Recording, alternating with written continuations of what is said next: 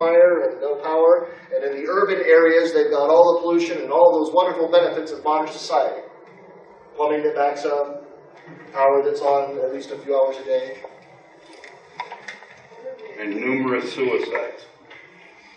Yes, well that's an Asian culture thing, right? If you lose face, if you are shamed publicly, that your honor to your family is to do such a thing. So the point that I was thinking about in my head is between a republic and these parliamentary socialist systems, they tend to lean towards larger numbers of parties. And when they have larger numbers of parties, then they can't form a ruling government without cobbling together, as Tim described, a coalition. So you never really elect a leader. You kind of get a dominant party, but he has to check all the time with his 2 or 3 coalition partners, and they don't like what he does, then he can't act. What about Scandinavian countries that Sanders thinks are so great? They're socialists. That's a good question. I didn't look up to see what Switzerland and Sweden really are in terms of what party Sweden, politics. Norway, well, they're all social. What's that? They are, but I didn't bother looking up the details.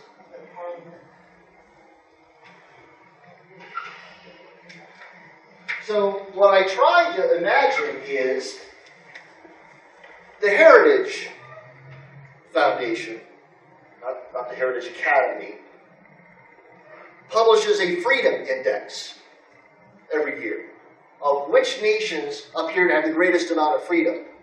I think we fell out of the top 10. I think we're number 11 now. We're actually below the UK. And I tried to say, what would happen if we plotted that freedom index against the number of political parties? Because it seemed like there was a stability problem there. And yet, the data doesn't back me up on my thoughts. It's up and down. The lower lines are those that perform poorly on the Freedom Index.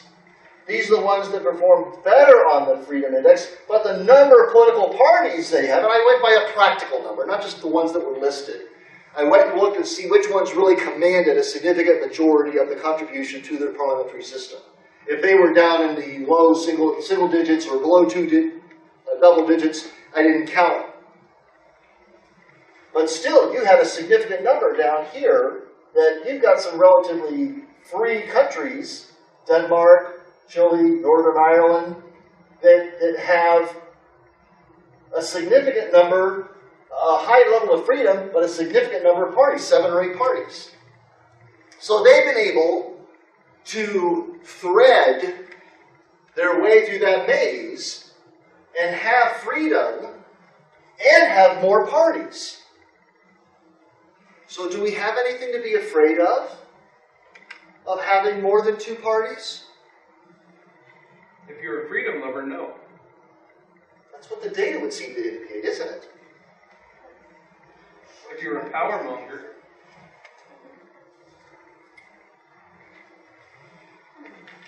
so then we've got some that have maybe up to like 8 parties down here, and some that really have, like you said, no party. Hong Kong's a subsidiary of China now. They don't really have a political party. Some of these others are effectively monarchies or ruled by a king or a duchy.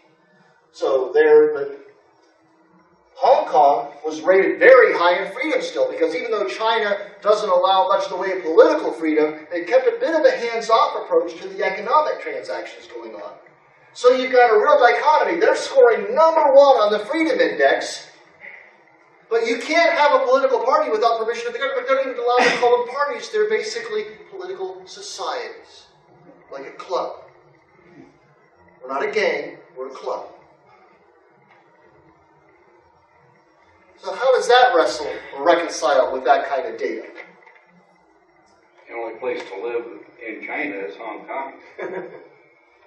Just be careful what streets you walk after dark. Yeah. So, knowing this and seeing this, in your view, how many parties would be optimum for freedom?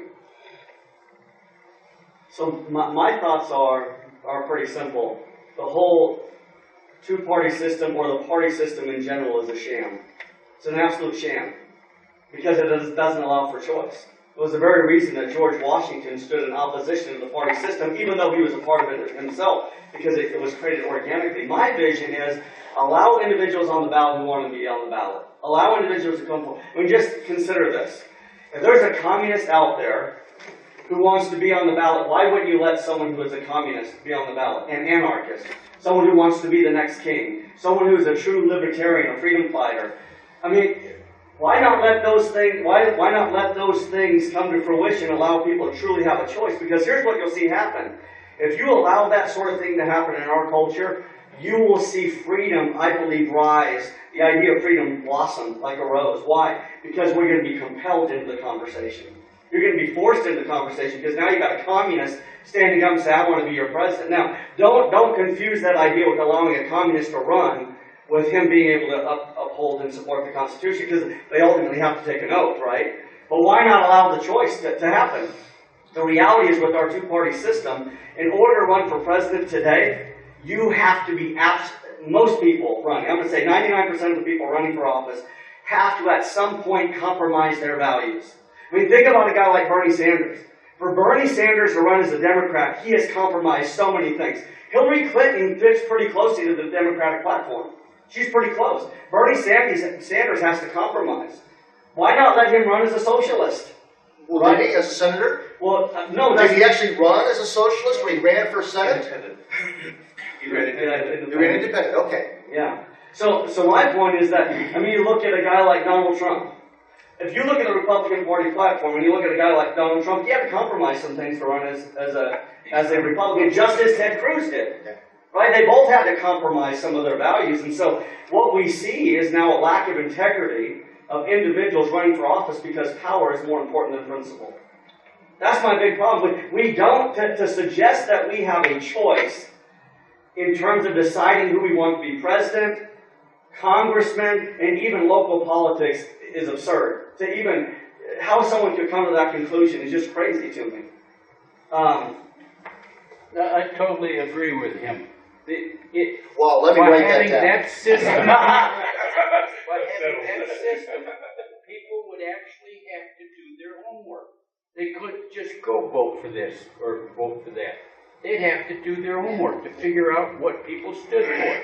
Yes, sir. And if we went to that system that he's talking about, the power brokers in our two-party system could not get deeply entrenched like they are now.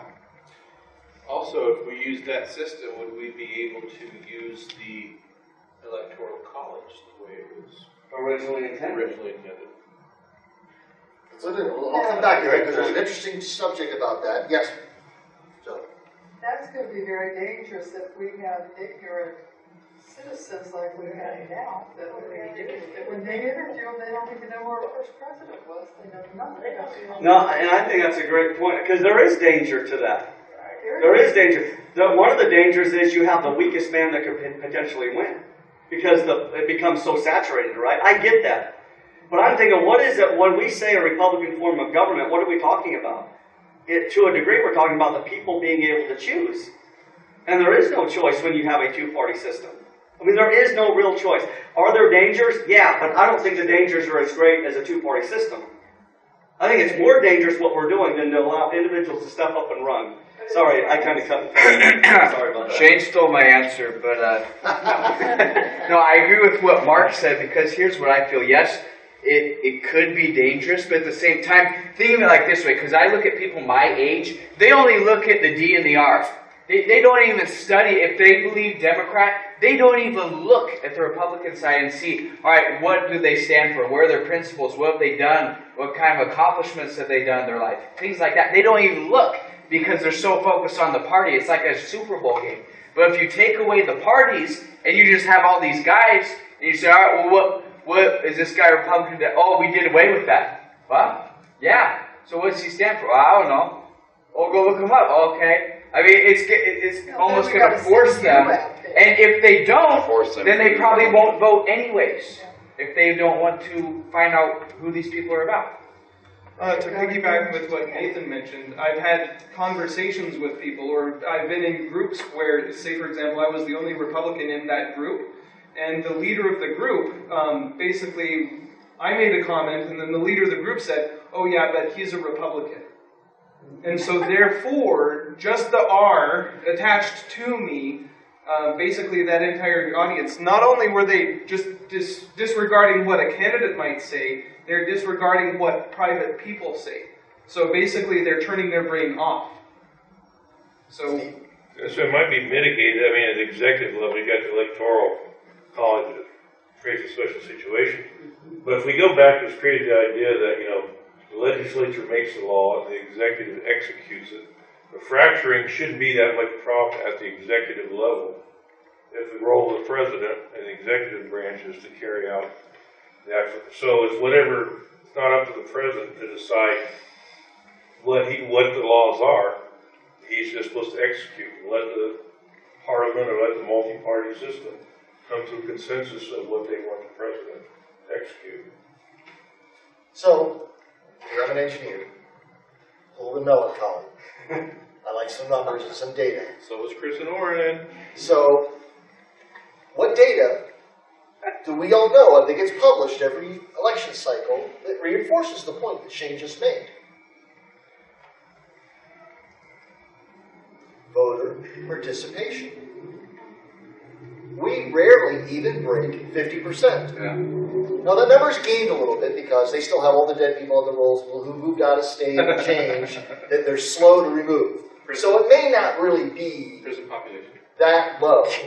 But it's well below what you think anybody with any pride in their country to exercise their God-given right to vote would do. Why do they not vote? Apathy. Well, it's not just apathy, it's also a feeling of disempowered. You don't have any choice. So if they had more choices, would that voter percentage probably go up? Oh yeah. Would you have to work hard to engage them? Or would they likely find a candidate that they latch onto and go, yeah, I like this guy, what he's saying? Because he wouldn't be blocked out by all the little rules and qualifications along the way. Tim. But if you do that, couldn't you theoretically have somebody elected to the presidency of the United States with only 25% of the vote? Well, we'll get to that in just a minute. Let me hold that thought. Let's come back just for, there's another thought that crossed my mind that I forgot about the deviant stuff that tends to go on that some of you may have seen. So part of this process is, in order to get on the ballot, you have to collect a certain number of signatures, and they have to represent people from your district, either your party or independent. And they cannot have signed someone else's petition, because then it gets struck out, usually for both petitions. And if it's not dated right, and all the things, and the I's dotted and T's crossed, it gets thrown out. So what's one of the favorite games that gets played? You don't like who your potential challenger will be? You send your little army of good doobies to go down, get copies of those petitions from the recorder, and start going through and challenging signatures. So if somebody had to get 150 and they thought, well, I'm going to get 200 just to be safe, they have to find 51 signatures to get thrown out, and they're thrown off the ballot. And they do that all the time, especially in the primary. To get a potential challenger, somebody else, so they can have it all to themselves and guarantee they get a shot at the general, because chances are you're not going to get anybody except what you put into the race in the primary, unless you're already a bigwig. You're going to have to count on getting that money in the general. And of course, if you're in a safe party district, because it's been drawn to protect this party or that party, because that's how they draw them. They gerrymander. They are blessed by the federal government to gerrymander in ways that create minority districts. So now we lump everybody that happens to be in an economically disadvantaged or ethnically dominant neighborhood, and we tell them, well, you know, because of your skin color or your ethnic heritage, you're all alike, and we're going to make sure it stays that way by putting you all in the same district, and you all have to agree on who you vote for to represent all of you. Because everybody knows ethnic heritage and skin color correlate directly to how you want to vote. You know, they talk about polarization, but that policy is what drives polarization. Oh, really? Yeah, you think that they might pull? No, I mean, whether intentional or that's what happens. That's why you have extremely. It's not necessarily political gerrymandering as it is the courts demanding these other constraints, and the constraints by themselves create polarization, and these people take advantage of it. So that's not. Yeah. Arizona actually tried to fix that 30, 40 years ago.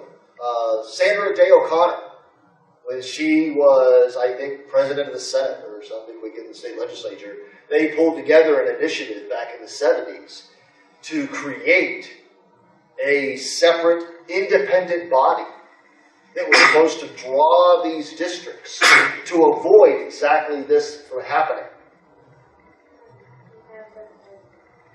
And I think it was also partially in response, because that was about the time that the court decided Arizona had engaged in discriminatory practice. So it was partially in response to that to go create. How well has that worked?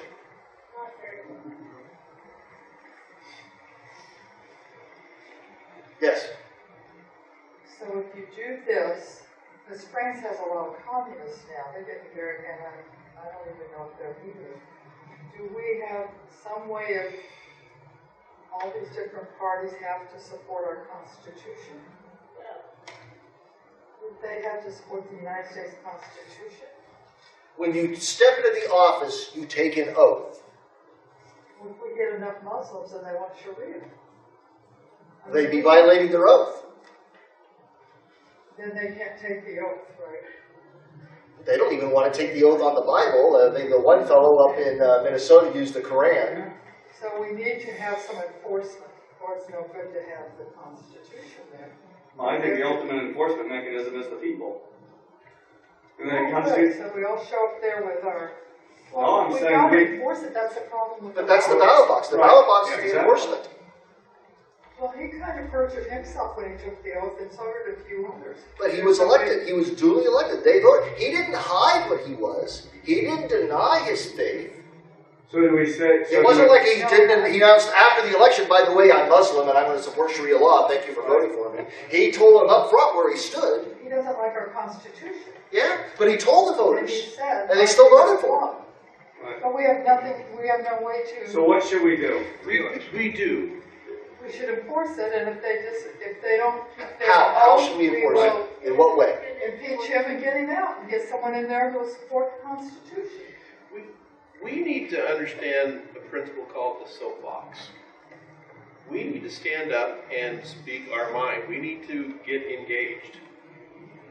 And we're not doing that. I vote for you three, because I always get people mad at me. So here's an example. What party ticket did he run on? He ran on a Democrat. And was that district drawn to be dominantly Democrat? Where he was? Yeah, in Minnesota. No, hold on. No. We're talking about Ellison, Keith Ellison, who's the Islamic Yeah. representative of the CD whatever in Minnesota. And he ran full for, I am Islamic, this is my faith, I want to take my oath on the Quran, told everybody was duly elected because he had a gerrymandered district and a party system that reinforced, and I'll let Tim come in a second, but when I was growing up, I grew up in the South. Nobody ever really thinks Florida's the South, but believe me, the crackers down there are just as much Southerners as anybody in Alabama or Georgia. And our next door neighbor was, born and raised down there. And my dad was a Republican, which back in the 60s in the South was not very popular. And he said, well, you vote for the guy who's his white, because he's a Democrat. He says, if the Democrats put a monkey up there and nominated him, would you vote for him? Would you pull the lever? And he goes, if he was a Democrat. That was his attitude. And so in this district, in Minnesota that's dominantly registered Democrat that they gerrymandered, they're not going to vote for the Republican, and they decided the lesser of two evils was the most evil. What choice did those voters have? I'm a tried and true Democrat. I will not vote Republican. We've never voted for Republican for 5 generations in my family. But he's a Muslim. Yeah. Can you see and imagine that what was going on in those districts at the time? Well, yes, he said he's a Muslim, but he doesn't say he'll go enforce Sharia. You know, he'll make all types of apologies. Oh, I know he said that he liked single-payer health care and that he thought Planned Parenthood was just a wonderful organization, but I still think he's conservative, so I'm going to vote for him. Yeah. And all I was going to point out was the fact that he got elected in a very heavily populated Muslim area. Oh, was it? Okay. So it wasn't just Democrat, it was also heavily Muslim Yeah. area. Thank you. Mark. In my opinion, what she's talking about still boils down to education. You can't enforce, you got to educate. But we aren't doing it. You know,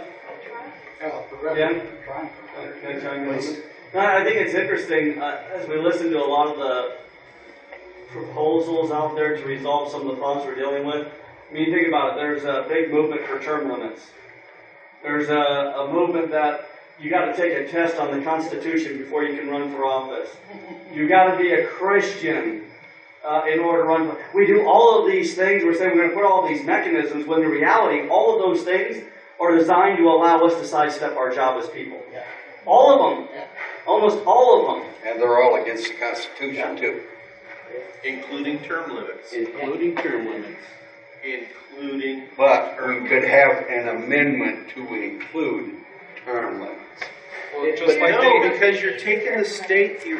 well, income tax is part of the Constitution, so it is possible to put power-mongery stuff into the Constitution, but the income tax does not adhere to the principles that the founders used in creating the Constitution. So, but somewhat going back to sort of the original, I don't remember the original question that you asked, but one of the You know the answer. But one of the reasons why we have devolved to the two-party system is because essentially we have, originally it was we had freedom lovers on one side and power mongers on the other side. And the reason that it devolved into the two-party system is because, say for example, if we had, if there was the Freedom Party, the Liberty Party, the Independence Party, the Do you really think Alexander Hamilton was a power monger? Well, let me get my point really quick. So we have the Freedom Party, the Liberty Party, the Independence Party, the Constitution Party, and the Declaration of Independence Party. So we have 10%, 10%, 10%, 10%, 10%. So that's 5 different parties with 10%, and then you have just one power monger party on the other side, where they all coalesce. Nobody thinks for themselves, so they just say yes, massa, and go with one guy that's standing up and shouting louder than anybody else. And that gets 50% of the vote. These guys don't stand a chance, and that's why these people gathered together and created the two-party system. I think that's where it originally devolved to. And what mechanism did our founding fathers put in place to protect against that? Excellent lead-in. You're fantastic. I got to give you some money too. Perfect. Right into where we're headed. What mechanism did our founding fathers put in to help shield us against exactly that type of problem? The Electoral College. What have they been trying to get rid of for about 100 years now? Electoral College. Now, there's some interesting rules they've done with the Electoral College. What is the fundamental rule for the electors in almost every state in the Union? They have to vote for somebody. Okay. You know what I mean? But more particular, more specific. It depends upon how the people vote rather than what the delegate wants. Winner take all. Okay. Winner take all. Almost every state, there's like 2 or 3 that divide their electoral votes proportionally. And so because it's winner take all, and you have to have a majority, which is 270, you build into the system, by the rule of winner take all, the greater likelihood that you're going to gravitate to a system that's going to be either or. It's going to be a democracy. No, it's going to be two-party. Your greatest shot to succeed is to clearly get a majority, and by making it not proportional, but winner take all, you may get a plurality in the state, but you'll get all the electors. And that steamrolls by a few states in getting all those electors, you hit the magic number of 270. If all the electors were awarded proportionally, what would be the outcome? It end up in the House. It'd end up in the House. And how does the House vote? One vote per state. One vote per state. And is that's like the Constitution. That's not simply a rule of the House. So even there, the two-party system, because in almost every state there's a majority of the congressional one way or the other, as long as everybody stays on their team, whatever party holds the majority in the House, that's who's going to be president. Even if they didn't win the popular vote, and even if they didn't win the most electoral votes. Steve? Yeah, I just read about this the other day, kind of the founders' original intent, when they're trying to think of the Electoral College, they wanted the small states were, when they were writing the Constitution, afraid that the small states were afraid they'd be dominated by the large states. So somebody facetiously said, why don't we have two votes? And not allow one person, and so that they couldn't vote for two people in the same state. So they actually created the role of vice president just to have that second vote. So you said, well, let's have two votes, and that way nobody can dominate. And in the early elections, that's where you got some of that stuff where the second place people, like Jefferson ended up second place. Adams. Yeah. And they worked together so well. Yeah, and it did work out, but that was actually the intent, the original intent was to provide that diversity so nobody would dominate that. Then after that didn't work out, they said, no, we need to... I think, was it the 11th Amendment then that made that change, or the vice president or the 12th? One of those two. That assigned the VP was now basically second fiddle in the same party. And so, almost from the get-go, you took away that mechanism, which would have helped separate that, reinforced where you're going to have the faction unite, and then that's what the other story, and please correct me, Shane, or somebody who's got a better grasp of history. Part of the reason for the Electoral College was to create a bit of a buffer. The same reason of the Senate was the cooling saucer against the hot, emotional rampage of the House. If the people had been swept with some demagogue, the electors were supposed to be the ones who were statesmen, elder people in the community, whether by county or within the state, that would represent the tempered, not rash opinion, who would then go and listen to the voice of the people, but take into consideration larger issues and cast their vote for the presidential candidate. Okay. I thought that was why the electoral was in there. And I'm wondering, why do we vote for the candidate? Why aren't we voting for our local committeemen? Because the state made a law that said the electors will cast their vote for whoever wins the plurality of the state. It's encoded in law, that's why. But in my world, I want to vote for the best committeeman that holds my values, and then he can vote for the candidate that he figures out. That kind of happens, right? In place, but we're not doing it that way. Well, it kind of happens. So how do they pick who the electors are? Each party provides a slate of electors. So if a Democratic candidate wins, there's a slate of electors that have already been pre-screened, that they're going to go cast a vote for that candidate. If the Republican candidate wins, they've already got a preset, and I don't know the process of who gets picked. I'm sure it's some sort of party favoritism, that those individuals then go to the Electoral College to cast their vote in favor of their candidate. Now, if it's a third-party independent candidate, I've got no clue how he would step up, or she, and say, I want you, and the little romper room, and I see Billy, and Karen, and Tommy to be the electors. But that's more or less, they're a slate that's decided. So they do represent that candidate. They may not be what you would call grassroots, but there's a better synchronization between the electoral delegates that go to the Electoral College than the party delegates and their selection to go to the party convention. That was kind of my point. Anybody that went last Saturday and saw how that went, and you had different lists, and then it was quibbling about should this person be on this list or not, and how they voted. And in the end, what it was going to come down to is over half those delegates really preferred Ted Cruz, even though Donald Trump won. They did not pick electors who were dyed-in-the-wool Trump supporters who won the primary. Over half of them were Cruz supporters. So if it came to a brokered convention, once they got past their initial compelled vote, they'd split off and go vote their conscience.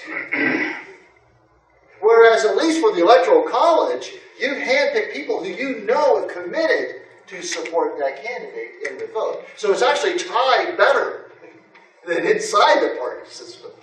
But it's winner take all. And isn't Nebraska one of the exceptions? Did they parse out the electoral? So what if every state changed that? You'd have the same thing that Shane brought up. Now, there's going to be more candidates, there might be more parties, because the two-party system now doesn't have the system game to dictate winner take all.